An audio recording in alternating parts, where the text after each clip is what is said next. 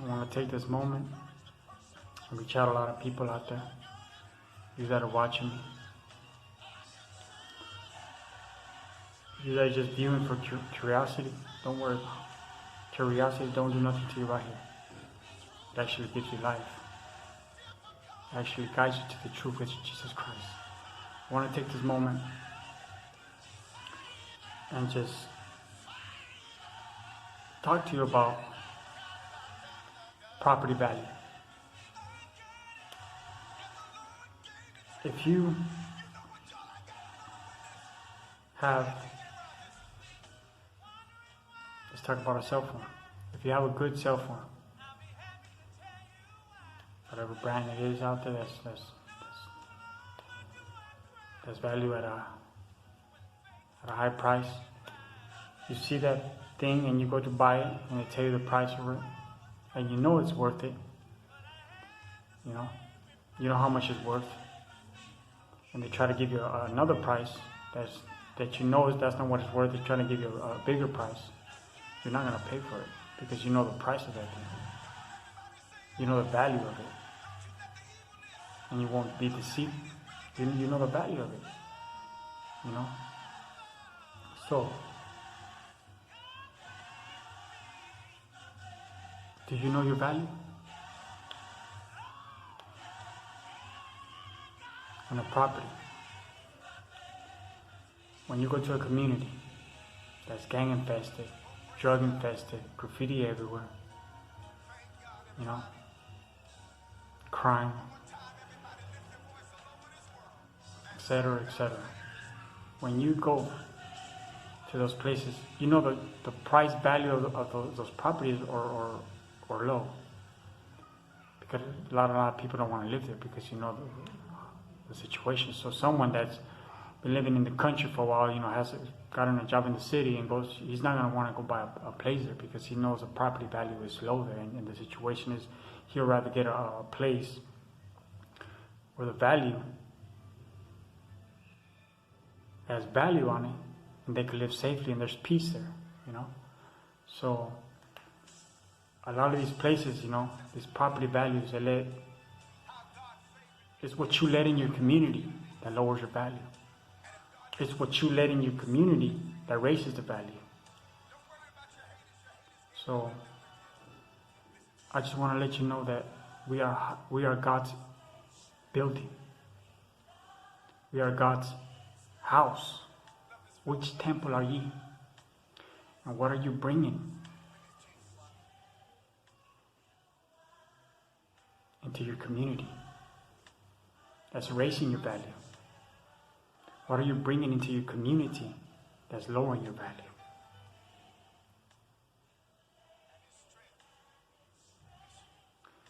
What do you have in your house that's defiling yourself before God? Because let me tell you, Joseph, he would rather rot in jail than to defile himself with someone else's wife. He would rather rot in jail and be put to death than to defile himself with a woman who was not his wife and stand before God with clean hands,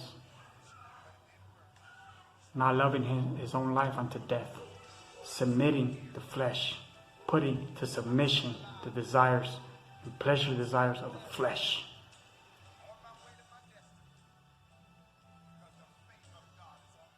Start here. This is the battleground. And the reason why I say this, we are God's house. We are God's building. What building are ye? No excuse will stand before God. I don't care what you say. God's standards are holy. Be holy, for I am holy, he says. This is Peter who wrote it. Peter. But it's not Peter who wrote it. It's all through the Bible. It's Peter that you see in the Bible. Peter before he got saved, and the Peter that's saved, that's telling you.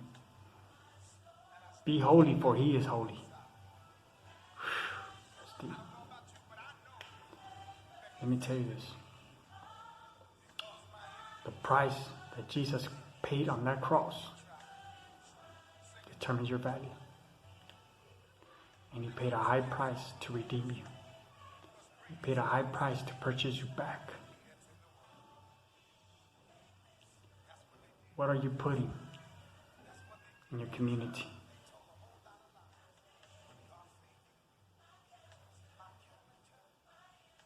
That keeps that property value to what it was purchased with the high price, to be redeemed, to be livable, to have prosperity, to have life dwelling in it? Or what are you bringing into this community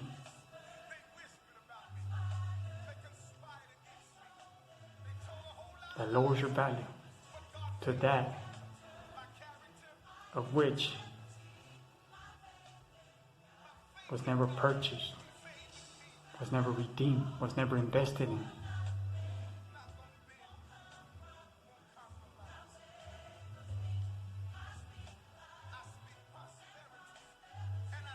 That has uninhabited, that has no prosperity, that has no life, no future, but total destruction and death.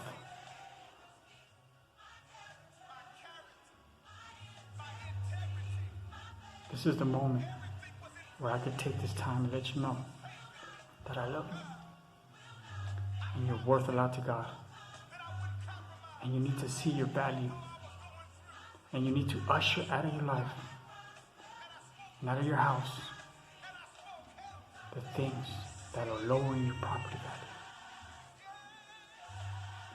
A lot of people say, oh, we were going to that city. We were going to this job. We were going to this project. We'll do this and we'll sell, we'll buy. But let me tell you this. A lot of people are waiting for 12 o'clock, but won't even see 11:45. Instead, if God willing, tomorrow, you will see another day. It's the time that we will realize that no excuse will stand before God, because there's a spirit of seduction. There's a spirit of deception, and all warfare is based on deception. All seduction is based on deception. There's a spirit of seduction in the air. There's a spirit of lust in the air that's breaking homes, destroying marriages, because God has called us to loyalty and he established a covenant. There's a spirit of lust in the flesh that's destroying families, because men are seeing other women for better attributes, because women are seeing other men for better attributes. We're chasing after attributes instead of recognizing that it's not what we went through. It's not what he did to us. It's not the situation in my home. It's what he went through. It's what he went through. It's not what we're going through. It's what he went through.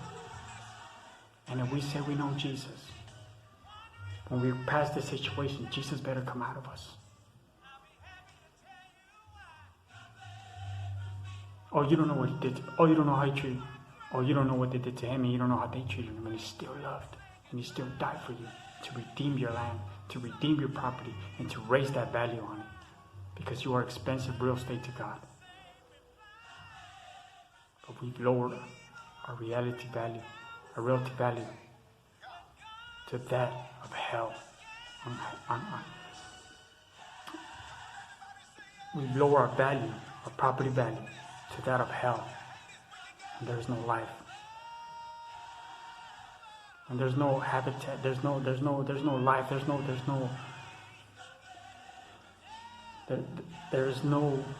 growth, there's no life. No habitats. It's not habitable. It's not a place where you could live. It's a place of hell with no property value, where we purchase at a high price. Excuse me for my words if I misspell them, saying nothing, but you understand what I'm trying to say. have been purchased with a high price. It's time that you know your value. It's time that you start cleaning up house. It's time that you let Jesus know, God, only you could clean this mess. Because it's not about what people say. It's about what you say. Because salvation is individual. I tell you, it's better to have a good name. It's better to have a good name. Better to have a good name than a good perfume. And it's better to have Jesus. He is the name over all names. I love you guys. I care for you guys. Let me let you know that no excuse will stand before God. To let you know that a friend warns, an enemy doesn't. An enemy doesn't. And when you don't live according to God's purpose for your life and live worthy of the calling, I want to let you know that sin is at your door. I want to let you know that sin crouches at your door. It's time that we wake up and we clean house. May the peace of God be with you guys. I love you guys. In the name of Jesus.